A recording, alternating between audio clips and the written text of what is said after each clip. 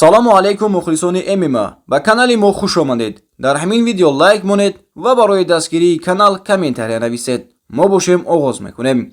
дӯстон, мо акнун либосҳои худро бо дизайни нав пешниҳод мекунем. сифаташон якум дараҷа ва ба нархашон арзанда мебошанд. инчунин барои бародарони пойафзол дӯстдор хабари хуш. мо ба яке аз сеҳхоҳои шаҳри Доғистон ҳамкориро оғоз кардем ки чунин пойафзолҳои босифат, кори дастӣ ва кожаро пешниҳодатон мекунем. худи ҳозир моли ба дилатонро скрин карда дар ватсапи дар рӯи экран бода нависед ва мо дар хизмати шумо. дирӯз турнири SAA 153 ба анҷом расид ки дар ин муҳориба 4 варзишгари тоҷик иштирок карда муҳорибаи ҷолибро пешкаши мо мухлисони ММА карданд. давлатманд Чӯпонов мутаассифона бо тасмими баъзе доварон пас аз 3 раунд аз рақиби худ Карлос Партас шикаст хӯрд. Абдулҳамид Давлатов аз рақиби худ Элхан Мусаев шикаст хӯрд. Анис Ёқубов бошад маҳорати хуб нишон дода рақиби худ Асан Сапарбайро шикаст дод.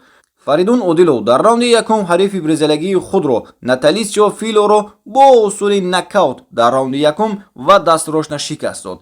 ин дуюмин муҳорибаи Фаридун дар лигаи SAA мебошад ки рақибонашро дастрошна шикаст медиҳад. пас аз ғолибият Фаридун Одилов аз ташкилотчиёни лига хоҳиш кард ки барои ӯ муҳориба бо варзишгари қазоқ Даурен Эрмековро монанд то кори нотамомро бо ӯ ба анҷом расонад. ба ман хабар омад ки мехоҳед бо Эрмеков шартнома бандед дар Гран-при Eagle FC. Асланбек, ман дар ин ҷоям ва тайёр ҳастам ӯро дар ҳамин атагон пешвоз гирам. ин одам ба ман мақбул нест ва мехоҳам ӯро ҷазо диҳам, гуфт Фаридун.